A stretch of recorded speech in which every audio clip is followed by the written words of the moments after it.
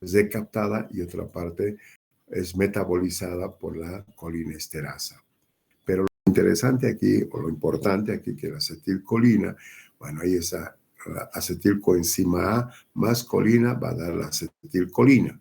Y estos se van a ubicar en la membrana presináptica, se liberan, una parte van a los receptores de la acetilcolina y otra va a ir a la recaptación.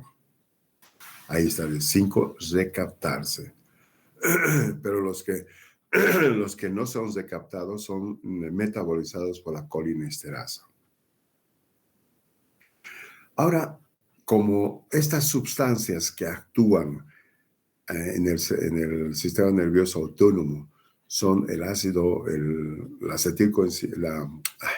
acetilcolina y la adrenalina, por esa razón se dividen en dos receptores adrenérgicos y colinérgicos y se encuentran localizados en la membrana presináptica o en la membrana postsináptica de cada órgano correspondiente a la fibra postsináptica o postganglionar, mejor dicho, del sistema simpático y parasimpático. En el simpático o las fibras parasimpáticas están los receptores adrenérgicos y en las parasimpáticas las fibras colinérgicas. Reitero, simpático es adrenérgico, parasimpático es colinérgico. Ahí están los receptores, vamos a leer hasta acá, ¿no? Hasta alfa 1, alfa 2, beta 1, beta 2 de los receptores adrenérgicos, alfa 1, alfa 2, los receptores beta adrenérgicos, beta 1, beta 2. Los alfa adrenérgicos tipo A1 son receptores postsinápticos. ¿Qué quiere decir cuando dicen postsinápticos? Que tienen pues actúan sobre una membrana postsináptica. Eso ustedes ya saben que en fisiología hay una membrana presináptica, una hendidura sináptica y una membrana postsináptica. Entonces los receptores alfa 1 son receptores postsinápticos y se encuentran ¿dónde? Esto es importante, jóvenes. Los receptores alfa 1 actúan sobre el músculo liso vascular. Eso es lo que me interesa. Lo demás no me interesa. Y producen su vasoconstricción. Y al producir vasoconstricción, van a producir aumento de la presión arterial.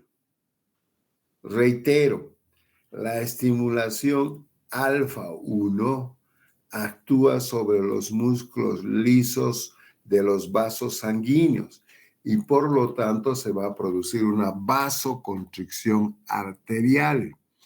Y a ver un momentito, por favor. Sí, señora Elsa. Hola. Sí, a las 3 de la tarde. Ya, muy bien, hasta luego.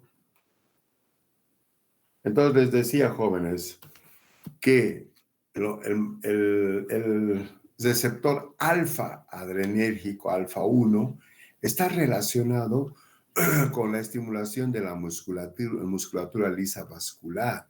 En consecuencia, ¿qué quiere decir esto? Que nos va a producir una vasoconstricción. Y al producir la vasoconstricción va a aumentar la presión arterial. Eso recuerden, joven, eso no me interesa sobre el iris, el uréter, el pilomotor, útero, no me interesa.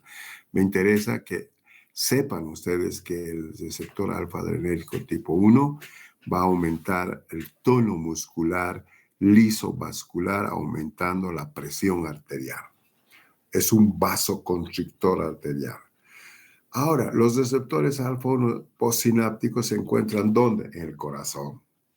También y pueden producir una acción inotrópica positiva.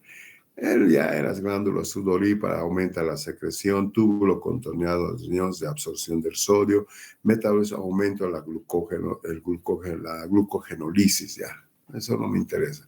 Pero a mí lo que me interesa es esto. la vasoconstricción. Si nosotros observamos aquí se libera, de las glándulas suprarrenales, se libera la ACTH. La ACTH es la adrenocorticotropina y actúa sobre la glándula suprarrenal. Y la glándula suprarrenal libera adrenalina, noradrenalina y cortisol. Entonces, ¿qué quiere decir? Que cuando hay una acción adrenérgica, hay gasto de energía. Y para ese gasto de energía, la adrenalina y noradrenalina, el cortisol, estimulan a nivel de hígado la producción de glucosa a partir de la proteína y la producción de glucosa o liberación de glucosa a la sangre a partir del glucógeno hepático. Entonces, ¿qué quiere decir? Que tiene una acción de tipo catabólica. Destruye o consume, diremos mejor, no destruye, consume la glucosa que nosotros debemos utilizar para la producción de energía. Esa es una actividad del sistema nervioso simpático, acción catabólica.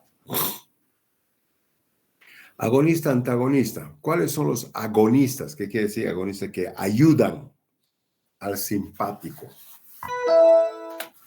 Perdón, aquí. Entre estos tenemos el agonista alfa 1. ¿Cuáles son los agonistas? Son la noradrenalina, la adrenalina, la dopamina y el isoproterenol.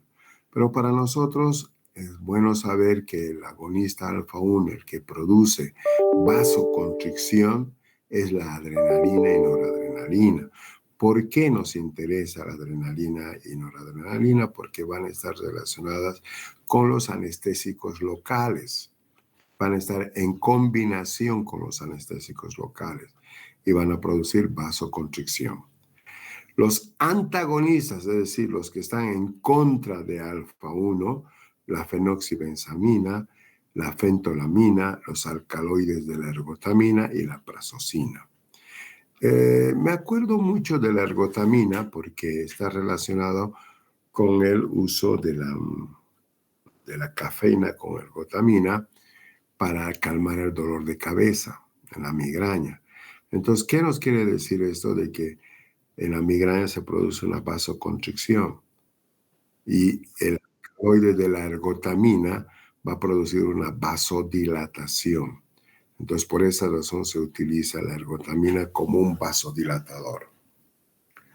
Alfa 2, postsináptico.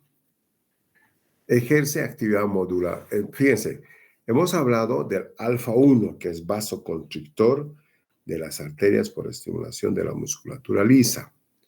El alfa 2 es también postsináptico, pero también puede ser presináptico. ¿Qué quiere decir? ¿Qué diferencia hay entre postsináptico y presináptico? Quiere decir postsináptico que actúa sobre la membrana postsináptica y el presináptico que libera ese neurotransmisor directamente a la circulación sanguínea, no a receptores y peor a una membrana postsináptica. Eso es lo que quiere decir. Ahora bien, en el efecto postsináptico sobre otra membrana, tienen una actividad moduladora, produce inhibición de la liberación de noradrenalina en la hendidura sináptica. Es decir, controla al alfa 1, efecto de retroalimentación negativa entre alfa 1 y alfa 2. El alfa 1 libera la noradrenalina, pero el alfa 2 inhibe la liberación de la noradrenalina. Lo que quiere decir que va controlando, abriendo el grifo, por decir. O sea, puede abrir mucho, puede cesar mucho o puede abrir poco. O al revés, abrir mucho y cesar poco. Entonces, ¿qué quiere decir? Que el alfa 2 está controlando el grifo para la liberación de la adrenalina o noradrenalina a la hendidura sináptica. En cambio, el alfa 1 es el gran liberador de la adrenalina. En la función en la función presináptica, las plaquetas favorecen su agregación. A nivel de las plaquetas, la adrenalina y noradrenalina, cuando se libera directamente a la circulación sanguínea, como sucede en presináptico, favorecen a las plaquetas a que se agreguen, es decir, para formar coágulos. Algunos músculos lisos vasculares, una contracción, y en los lipocitos, inhibición de la lipólisis. Por eso es que a veces cuando se utiliza mucho tiempo, no a veces, frecuentemente cuando se utiliza mucho tiempo los corticoides adrenérgicos, tienen una contextura del cuerpo con una mala distribución de la grasa. Por eso, por la inhibición de los lipocitos. ¿Cuáles son los agonistas y antagonistas de alfa-2? Agonistas, la clonidina y la adrenalina, noradrenalina, fenilafrina, son sus parientes, ¿no? Son hermanos. Y los antagonistas, la johimbina, la fentolamina, la fenoxibensamina y el abetalol. La clonidina, que es un agonista alfa-2, administrada por vía sistémica, tiene efectos centrales como periféricos de disminuir la vasoconstricción, porque estás regulando la acción de alfa-1. Alfa-1 produce vasoconstricción.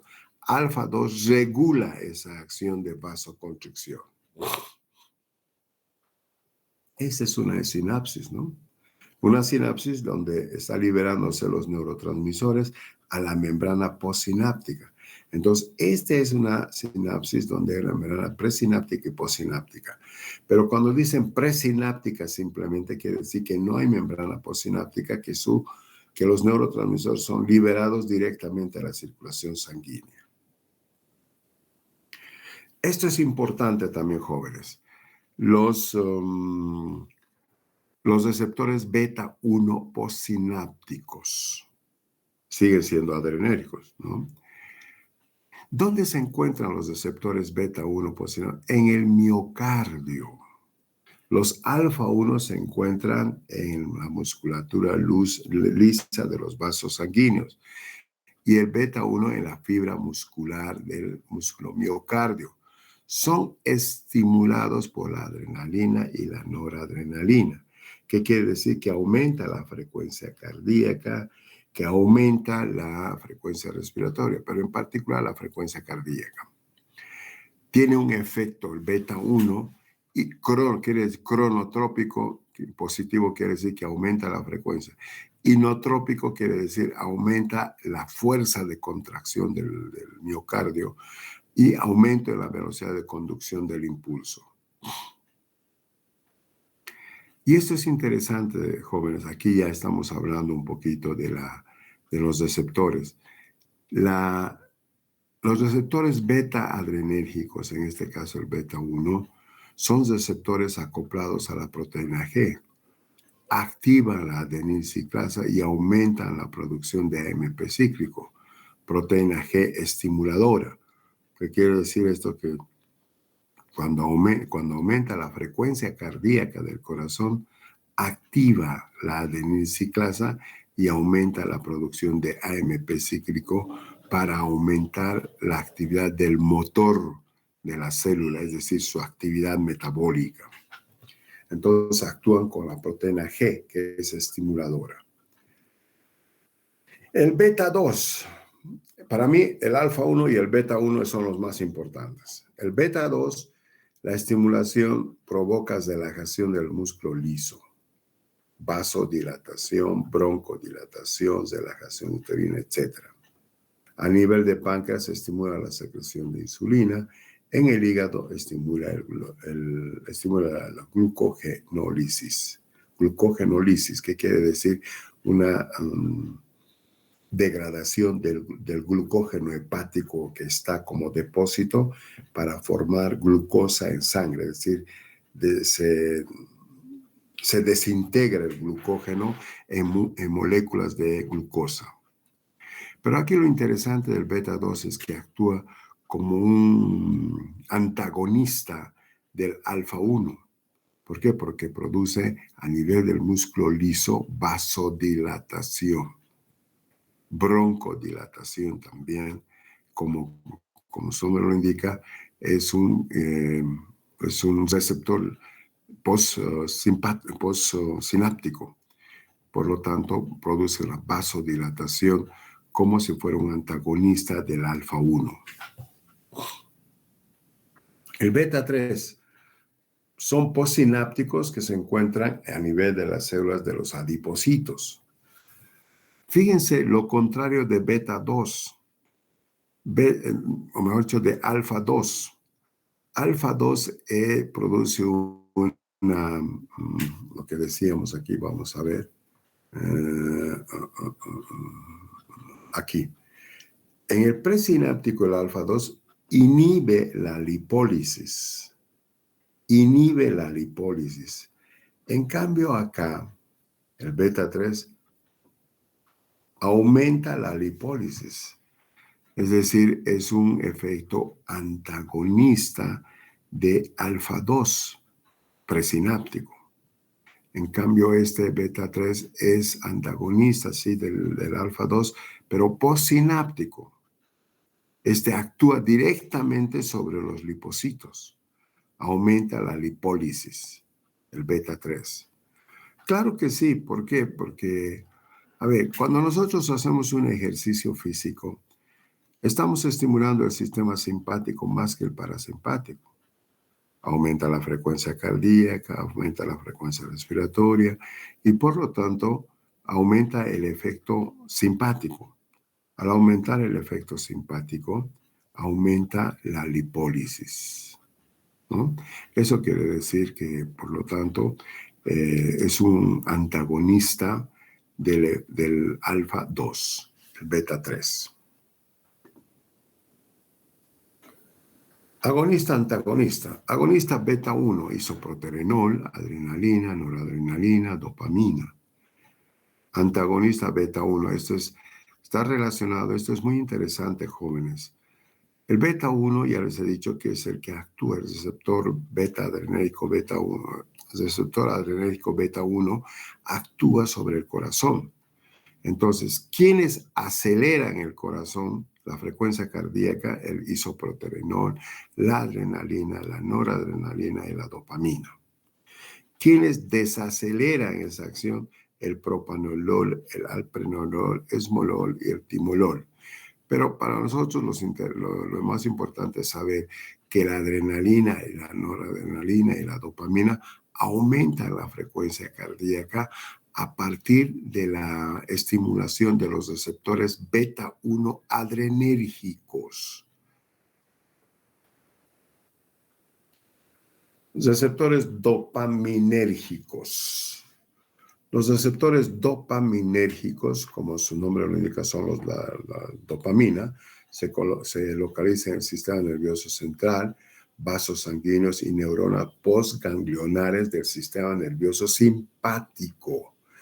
Y se dividen en dos principales, que serían las dopamina A y la dopamina A2, A1, A2. La A1, postsináptico, se localiza a nivel de los músculos lisos de los vasos mesentéricos y renales. ¿Cuándo se utiliza la dopamina para motivar o estimular los receptores A1 en pacientes que están en terapia intensiva, por ejemplo? Están en decúbito dorsal pasivo, no se mueven, están quietos y por lo tanto necesitamos que la sangre circule por los vasos mesentéricos y renales, entonces se le da la dopamina. Activa estos receptores, provoca vasoconstricción y mejora la circulación. Hay agonistas de la dopamina A1, que es la misma dopamina, la adrenalina y la metoclopramida. Y los antagonistas son el haloperidol, el droperidol y fenotiacinas, pero los que más se utilizan son la dopamina como tal para pacientes de terapia intensiva. Los receptores dopaminérgicos A2 a nivel pre- y postganglionar, los presinápticos tienen el mismo efecto que alfa 2. Inhibe la liberación de la noradrenalina con un efecto vasodilatador. O sea, regulan el alfa 2, hemos dicho, El alfa 1 libera gran cantidad de adrenalina y el alfa 2 es el que controla la liberación de la adrenalina o noradrenalina. Por lo tanto, su efecto más es vasodilatador que vasoconstrictor. El alfa 1 es vasoconstrictor, no se olvide. Y el alfa 2, por el efecto inhibidor de la liberación de la adrenalina, tiene un efecto vasodilatador. Los posinápticos no identificados totalmente, posiblemente tienen un efecto vasoconstrictor. Los colinérgicos del sistema nervioso parasimpático se dividen en dos, los receptores colinérgicos, en muscarínicos y nicotínicos. Los receptores muscarínicos, postganglionares también del sistema nervioso parasimpático, producen, fíjense, esto es importante, jóvenes. Si el receptor beta 1 adrenérgico produce aumento de la frecuencia cardíaca, el receptor muscarínico dependiente del sistema nervioso parasimpático postganglionar produce lo contrario. Es decir, si el beta 1 produce aumento de la frecuencia cardíaca, el colinérgico muscarínico, vamos a ver por qué diferencia este muscarínico y nicotínico, pero olvídense del nicotínico, del muscarínico, produce bradicardia, o sea, disminución de la frecuencia cardíaca. Es el antagonista, anoten eso, el receptor muscarínico de la acetilcolina es el antagonista del receptor adrenérgico beta 1. Produce bradicardia, inotropismo negativo, salivación, broncoconstricción, miosis, hipermotilidad gastrointestinal y aumento de la secreción gástrica. Bueno, no me interesa esto. A mí lo que me interesa es que actúa a nivel cardíaco, disminuyendo la frecuencia cardíaca, disminuyendo el efecto inotrópico, quiere decir la fuerza de contracción del miocardio, en contra o en antagonismo con el beta 1. Por favor, anoten eso, anoten. ¿Cuál es el antagonista beta 1? Es el receptor muscarínico del sistema colinérgico parasimpático. La atropina es el prototipo de este bloqueante muscarínico, que quiere decir que nos puede oponerse al efecto muscarínico de la acetilcolina, la atropina. Cuando hay una exagerada disminución de la frecuencia cardíaca o frecuencia respiratoria, podemos utilizar la atropina. ¿Cuáles son los receptores colinérgicos? Hablando ya de los muscarínicos. Muscarínico M1, muscarínico M2. Ahora, aquí entiéndame esto, por favor. El muscarínico M1 no me interesa. Está a nivel del sistema nervioso central. Pero el muscarínico M2, sí, compañeros, necesito que esto aprendan. El muscarínico M2 es el antagonista del beta 1 adrenérgico. Cuando ustedes den el examen van a encontrar una pregunta que diga, ¿cuál es el receptor antagonista beta 1? Ustedes colocarán muscarínico M2.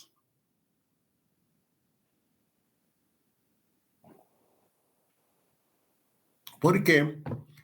Porque actúan inhibiendo la adenilciclasa, que en el caso contrario, por el beta 1, más bien estimula la adenilciclasa para la contracción muscular del miocardio. O sea, relaja el músculo miocardio, el muscarínico M2. A ver, vamos a sintetizar aquí. Hay tres tipos de receptores colinérgicos. El M1 que no nos interesa. El M2 sí nos interesa, importantemente sobre el músculo miocardio. El M3 es en el tejido glandular. Es importante, ¿por qué? Porque fácilmente vamos a reconocer la activación del muscarínico M3 cuando nosotros nos damos cuenta de que queremos comer algo que nos agrada. Si yo estoy saliendo de la facultad a las 6:30 de la tarde y paso por un restaurante donde están haciendo un asado y se siente el olor y ves tú la carne asada, se te hace agua a la boca. Entonces, ese receptor es el muscarínico M3, que está aumentando la secreción glandular. Fíjense, pero que es diferente al M2. El M2 actúa sobre el nivel cardíaco y el M3 a nivel de la glándula. Y obviamente favorece la secreción de la saliva y también favorece a la secreción gástrica de gastrina a nivel del estómago. Entonces, estos dos son importantes, pero de estos dos, el más importante es este, que está relacionado con esto y el músculo liso. Entonces, para concluir con el muscarínico M2, voy a decir lo siguiente, anoten. El muscarínico M2, que es una terminación colinérgica, y también es integrante del sistema parasimpático, es antagonista beta 1 y antagonista alfa 1. ¿Por qué es antagonista beta 1? Porque disminuye la frecuencia cardíaca. ¿Por qué es antagonista alfa 1? Porque disminuye la vasoconstricción o bloquea la vasoconstricción. Ya. Si eso me han entendido suficiente, eso es lo que yo quiero. Lo que yo quiero que sepan de este receptor muscarínico que es el antagonista de los adrenérgicos. ¿Qué son los receptores asociados a la proteína G que hemos estudiado o que hemos leído o lo hemos comunicado en la, ¿cómo se llama? En farmacología general? Los receptores asociados a la proteína G están implicados en la transmisión relativamente rápida. Los receptores muscarínicos de la acetilcolina, los adrenérgicos, los dopaminérgicos, los serotoninérgicos y los opioides son todos ellos relacionados con las proteínas, con los receptores ligados a la proteína G. Quiere decir que todos estos elementos, todos estos, están relacionados con los receptores asociados a la proteína G. Por lo tanto, los muscarínicos con la G inhibidora y los adrenérgicos con la G estimuladora. ¿Por qué? A ver, jóvenes, si el receptor muscarínico M2 disminuye la frecuencia cardíaca, disminuye pues el motor de la célula del miocardio. Entonces están actuando con las proteínas G inhibidoras, disminuyendo el AMP cíclico de la célula, dentro de la célula.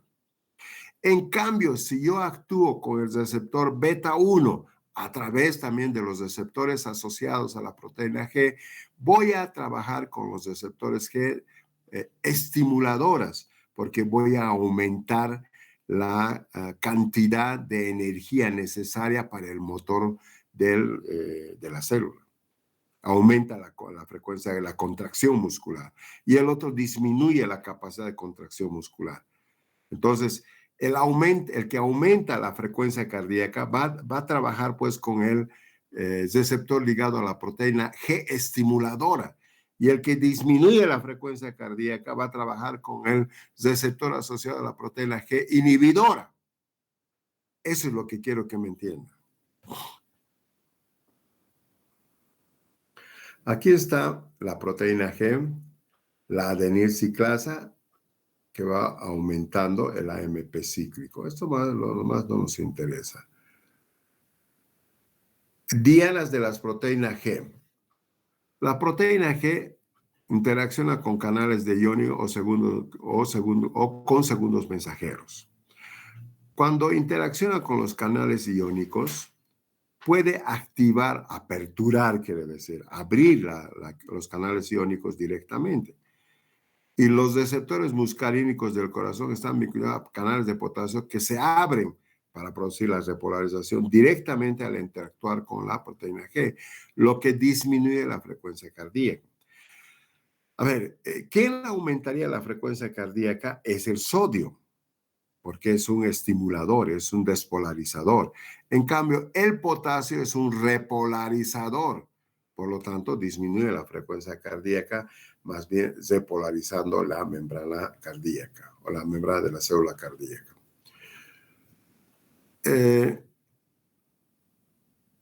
Los tipos de proteína G pueden atribuir a la variedad de las... Eso ya les he dicho que puede ser estimuladora o inhibidora. La proteína G es estimuladora y la proteína G es inhibidora. Producen respectivamente la estimulación, esto es importante, o inhibición de la adenilciclasa. La adenilciclasa es una enzima.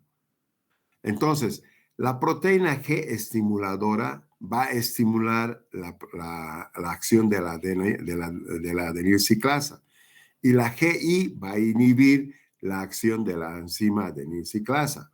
Esto explica por qué los receptores muscarínicos que son de la acetilcolina unidos al GI inhibidor y los receptores beta-adenérgicos GS estimulador localizados en el corazón producen efectos opuestos. Ahí está. Entonces, el muscarínico va a producir disminución de la frecuencia cardíaca y el beta 1 va a aumentar la frecuencia cardíaca. Entonces, ambos se oponen y van a llevar a un punto de equilibrio de la frecuencia cardíaca entre 60 o 70 por minuto. Porque si aumenta la frecuencia cardíaca por efecto del receptor beta adrenérgico unido a la proteína G estimuladora, va a aumentar la frecuencia cardíaca hasta 110, 120. Pero eso es controlada por el receptor muscarínico de la acetilcolina unido a la proteína GI estimuladora. Y por lo tanto tiene efectos antagonistas, se equilibran. La adenilciclasa, que es una enzima activada, o sea, por el sistema simpático o por el receptor beta 1 adrenérgico, cataliza la conversión del adenosín trifosfato ATP en adenosín monofosfato AMP cíclico en el interior de las células. Entonces hay más energía para la célula. En cambio, al revés, el receptor muscarínico de la acetilcolina inhibe la adenilciclasa. Al inhibir la adenilciclasa, no hay conversión del adenosín trifosfato en adenosín monofosfato y por lo tanto disminuye la energía en el interior de las células. ¿Eso está claro o no está claro? ¿Pueden responderme? ¿Está claro o no? Doctor, gracias.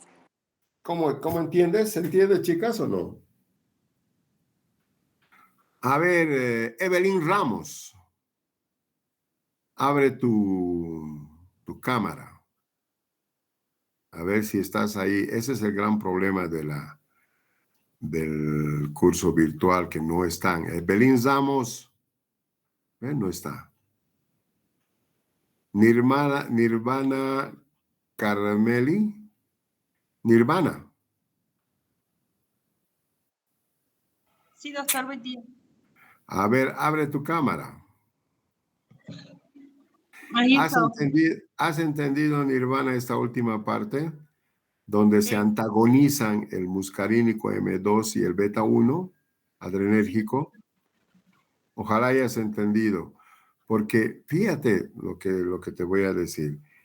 El beta 1 adrenérgico actúa como estimulador de la frecuencia cardíaca, aumentando, por supuesto, como tal. Pero para aumentar la frecuencia cardíaca necesita trabajar con el receptor ligado a la proteína G estimuladora. Y esta proteína G estimuladora, entiéndanme chicos, G estimuladora va a aumentar el efecto de la adenilciclasa, que es una enzima que actúa sobre el ATP. Va a convertir ATP en AMP, aumentando el motor de la acción de esa fibra muscular o de esa célula. Y el muscarínico es lo contrario, actúa también con el receptor ligado a la proteína, pero GI inhibidora, y inhibe la adenilciclasa y por lo tanto no convierte el ATP en AMP. A ver, William Villarruel.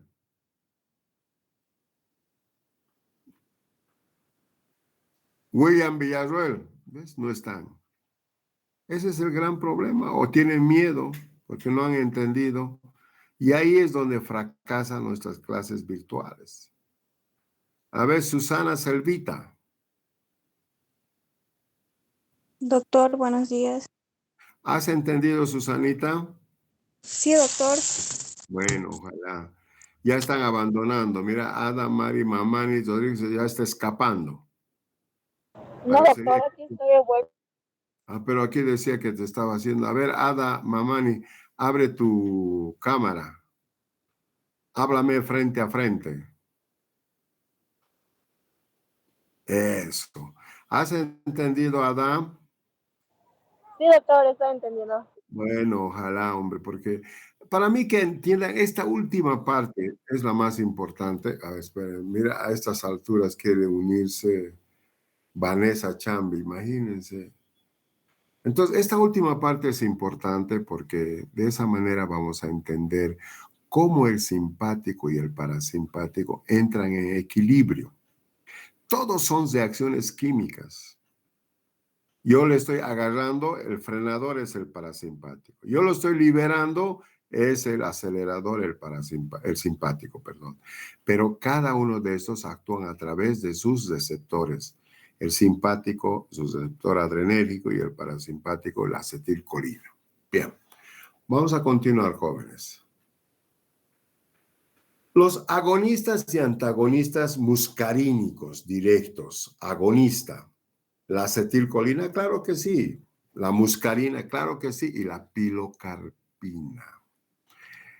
A ver, la pilocarpina ustedes van a utilizar mucho en odontología.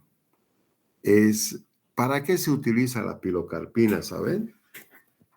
A ver, alguien que recuerde.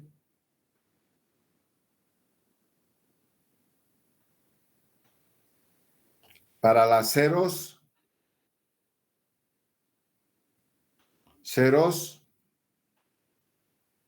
la serostomía, pues chicos. A ver, si el sistema simpático me produce vasoconstricción y sequedad de las mucosas, o sea, una disminución de la liberación de las glándulas salivales, entonces la muscarínica tiene un efecto opuesto, aumento de la secreción salival. Y me es útil ¿para qué? Para disminuir la sequedad de la boca, es decir, la serostomía es sequedad de la boca. Y por lo tanto ustedes tienen que utilizar la pilocarpina. ¿No saben de la serostomía? ¿No les han hablado?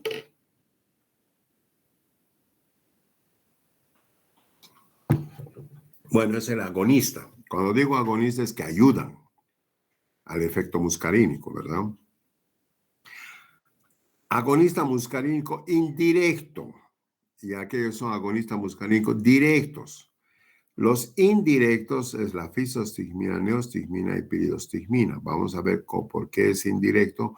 Porque estos son indirectos debido a que no permiten o inhiben la acción de la colinesterasa. La colinesterasa es la enzima que destruye a la acetilcolina. Por lo tanto, la fisostigmina, la neostigmina y la piridostigmina inhiben esta acción de la acetilcolinesterasa. Y al inhibir la acción de la acetilcolinesterasa, aumentan la acción de la acetilcolina. Ese es un efecto agonista indirecto. Y los antagonistas contrarios al muscarínico, la atropina y la escopolamina, pero lo más importante es la atropina. La atropina, por ejemplo, ustedes van a utilizar en cirugía bucal cuando necesitan que la cavidad oral esté seca. Entonces le dicen, pásenme para que no se contamine la cirugía bucal con la saliva, entonces se utiliza la atropina. Los receptores nicotínicos. Ahora, habíamos visto los receptores muscarínicos del sistema nervioso parasimpático. Ahora los receptores nicotínicos. Es como el sistema simpático, alfa 1, alfa 2 y beta 1, beta 2. Aquí tenemos muscarínicos muscarínicos M1, muscarínicos M2 y muscarínicos M3. El muscarínico 1 no nos interesa porque está ubicado en el sistema nervioso central. El muscarínico M2 es antagonista de los beta-adrenérgicos y el muscarínico M3 están relacionados con la secreción glandular. Ahora vamos a hablar de los receptores nicotínicos, que no tienen nada que ver con los muscarínicos. Se encuentran en la sinapsis entre las neuronas pre- y postganglionares, tanto del sistema simpático como parasimpático, como hemos dicho, de que es el neurotransmisor acetilcolina. Los receptores nicotínicos van a estimular las fibras postganglionares de ambos sistemas simpático y parasimpático en su área preganglionar. Pero más importante del sistema de los receptores nicotínicos es en la unión neuromuscular. Contiene receptores nicotínicos de tipo diferente. Y el receptor nicotínico de la unión neuromuscular es de tipo voluntario. Ahí está. Esta es la neurona, esta es la terminación nicotínica que va a permitir el movimiento de las fibras musculares voluntarias. Lo que yo camino, lo que yo agarro en este caso del mouse, lo que yo escribo está en relación a la unión neuromuscular que contiene receptores nicotínicos que van a actuar en la unión neuromuscular del sistema nervioso periférico voluntario.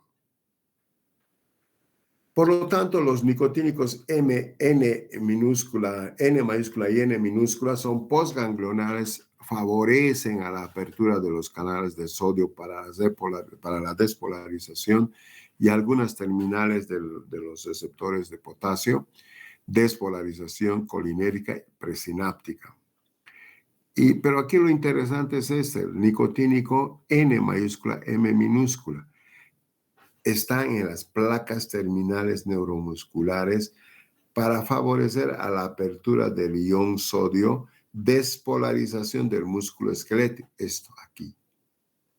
Favorecen la entrada del ion sodio del extracelular al intracelular para producir despolarización de la fibra muscular.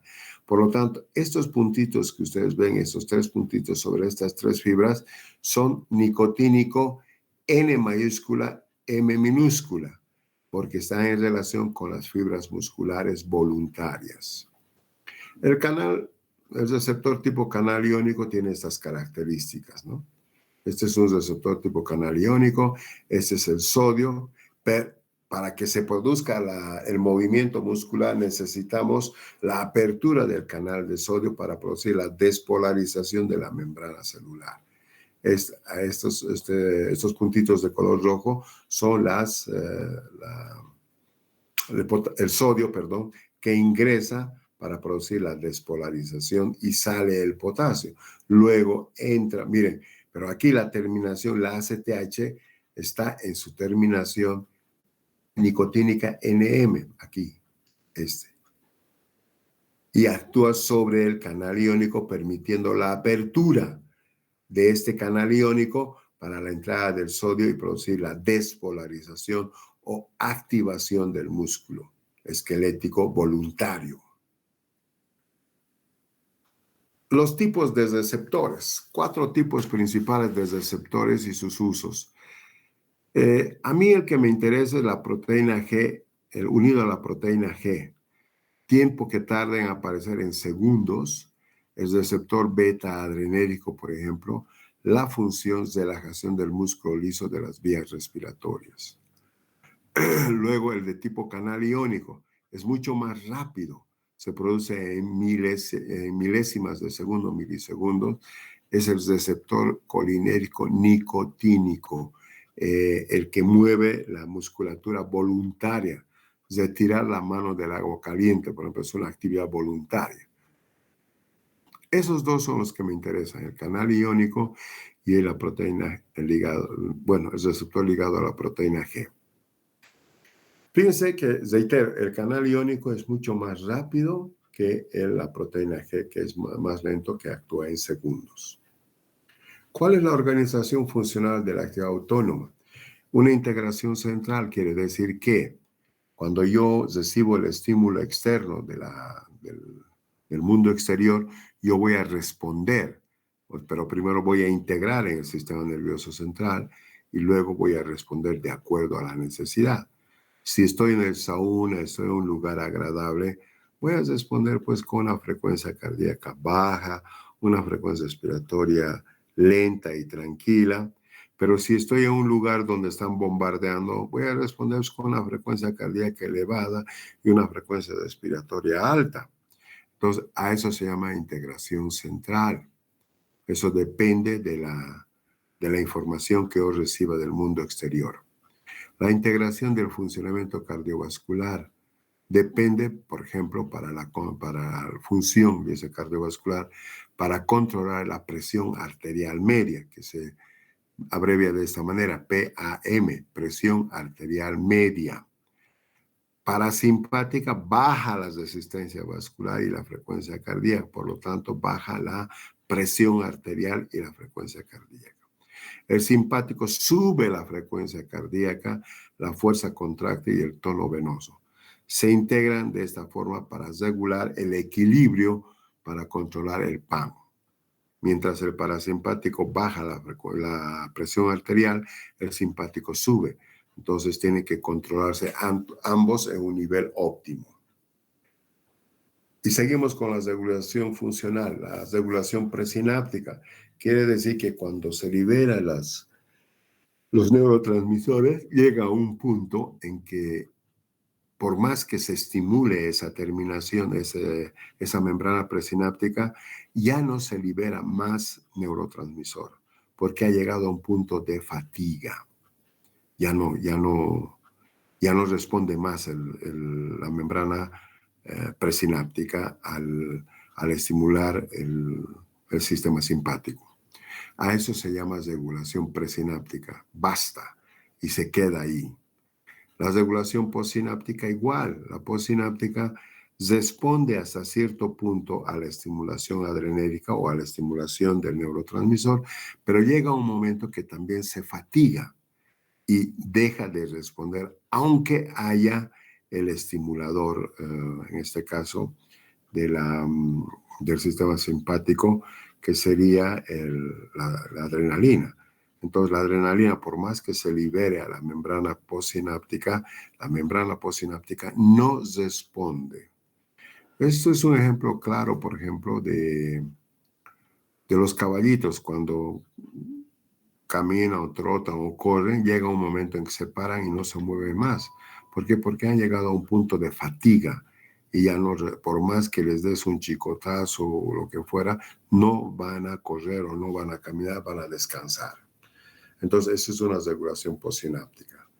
Aquí nosotros pues vamos a mostrar el sistema simpático, y ese es el simpático y este es el parasimpático, a nivel de tronco cerebral y a nivel de las terminaciones sacras. Lo mismo, el simpático y el parasimpático arriba y abajo y el simpático al medio. Colinomiméticos de acción indirecta. Habíamos dicho de que la neostigmina y fisostigmina actúan de forma indirecta en favor de la acetilcolina. Entre estos tenemos los inhibidores de la colinesterasa. ¿Qué es la colinesterasa? Es la enzima que destruye a la acetilcolina. Entonces, estas sustancias, la neostigmina y fisostigmina, impiden la destrucción de la acetilcolina, de la colinesterasa, perdón. La colinesterasa destruye la acetilcolina. Entonces, inhiben la acción de la colinesterasa para evitar la destrucción de la acetilcolina. Los colinoreceptores son también receptores ligados a la proteína G muscarínica y receptores de los conductos iónicos, el nicotínico. Puede ser el N mayúscula, M minúscula, que está relacionada con la función motora normal. Bueno, ¿qué les puedo decir? Esto también tiene su representación patológica en una enfermedad que se denomina la miastenia gravis. La miastenia gravis significa que cuando la persona pierde la capacidad de mover sus músculos durante el día, más que todo durante la tarde. Entonces, Para eso, para la miastenia grave, se utiliza la neostigmina y fisostigmina para evitar la destrucción de la acetilcolina y siga actuando a nivel de los receptores de canal iónico para producir la despolarización de los músculos y la acción voluntaria. Los bloqueadores muscarínicos, el prototipo es la atropina. La atropina provoca un bloqueo reversible competitivo con la muscarínico M2 y es tener una terapéutica antimuscarina para revertir los efectos muscarínicos, de preferencia la atropina. Ya les he dicho cuándo voy a utilizar yo la atropina, cuando estoy haciendo una intervención quirúrgica en la boca y necesito que esa área bucal esté completamente seca. Es decir, que no haya mucha contaminación de la saliva. Entonces voy a utilizar la atropina, el cual provoca un bloqueo competitivo reversible del muscarínico M3, el M3 que es glandular, o también denominada terapéutica antimuscarínica M3, podríamos decir. Este es la estimulación simpática, la estimulación parasimpática. El sistema cardiovascular, aumento de la frecuencia cardíaca, disminución de la frecuencia cardíaca, el parasimpático. El simpático aumenta la vasoconstricción y en el parasimpático favorece a la vasodilatación. Esto ya no nos interesa, a mí me interesa el sistema cardiovascular y el circulatorio.